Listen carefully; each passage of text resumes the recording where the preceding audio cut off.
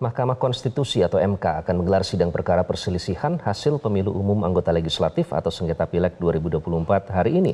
Agenda sidang yaitu pemeriksaan pendahuluan yang akan berlangsung mulai 29 April hingga 3 Mei mendatang. Juru bicara Mahkamah Konstitusi Fajar Laksono menyampaikan total ada 297 perkara.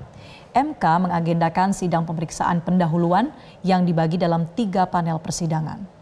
Sidang pemeriksaan pendahuluan adalah tahapan pemeriksaan kelengkapan materi permohonan serta mengesahkan alat bukti pemohon.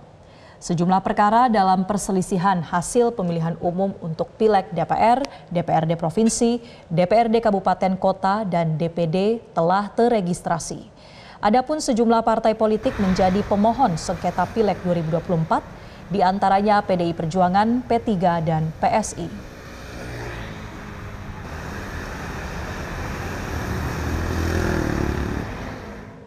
Sidang perkara perselisihan hasil pemilu anggota legislatif akan mulai berlangsung hari ini dengan total lebih dari 200 perkara akan disidangkan. Lalu seperti apa tahapannya? Kita akan bergabung dengan juru bicara Mahkamah Konstitusi ada Fajar Laksono. Selamat pagi Mas Fajar. Selamat pagi Mas Iqbal, Mbak Marcel. Ya, apakah sudah ada kepastian Mas Fajar nanti kapan rencananya agenda ini akan dimulai? Iya, ini karena sidang hari ini dibagi 3 panel dan seterusnya, bisa jadi ini misalnya panel 2 sudah dimulai, gitu kan? Semestinya kita memang menjadwalkan jam 8 untuk pagi ini di semua panel, Mas. Jadi ini bergantung pada panel masing-masing karena dinamika di panel masing-masing itu akan berbeda. Oke, dibagi ke dalam 3 panel, tapi tahapannya setelah tanggal 29 sampai 3 Mei ini kan adalah baru pengecekan begitu ya Mas Fajar. Selanjutnya ini kapan sampai ke tahapan putusan? Iya, betul. Jadi ini sidang pendahuluan. Sidang pendahuluan itu sebetulnya agendanya mendengarkan pokok-pokok permohonan pemohon. Jadi yang pasti pemohon sudah kita panggil, sudah kita undang, kemudian para pihak yang lain juga sudah kita panggil juga untuk hadir di persidangan untuk mendengarkan seluruh permohonan pemohon ini. Jadi para pihak ini semuanya akan mengetahui. Baru nanti giliran termohon untuk menyampaikan jawaban termohon, KPU dalam hal ini kan. Setelah mendengarkan sidang pendahuluan ini tentu KPU akan membuat atau menyusun jawaban termohon.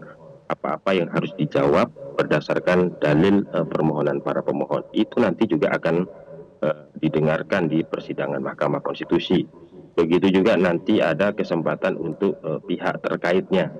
Pihak terkait juga diberikan kesempatan untuk memberikan kontra argumennya misalnya karena tidak setuju dengan dalil permohonan pemohon dan seterusnya. Begitu juga nanti pemberi keterangan Bawaslu.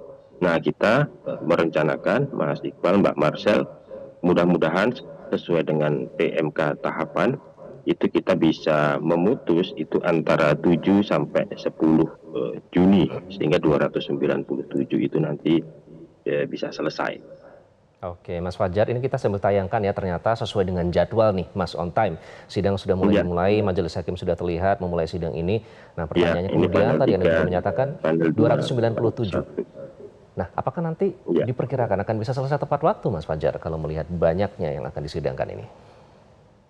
Iya, di panel-panel ini sudah didistribusikan perkara, Mas Iqbal. Jadi misalnya di panel 1 yang dipimpin oleh Ketua Mahkamah Konstitusi, itu menangani 103 perkara. Kemudian di panel 2 yang dipimpin oleh Wakil Ketua Mahkamah Konstitusi, Profesor Saldi Isra, itu menangani 97 perkara.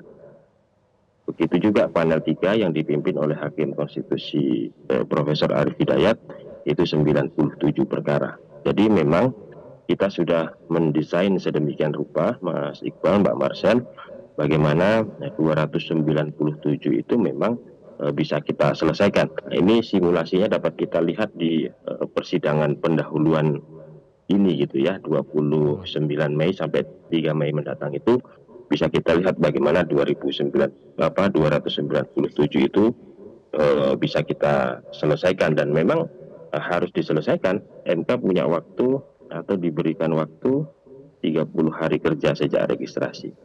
Mau tidak mau memang harus selesai, dan manajemen penanganan perkara kita juga sudah mendesain sedemikian rupa supaya itu nanti bisa selesai sesuai dengan ketentuan.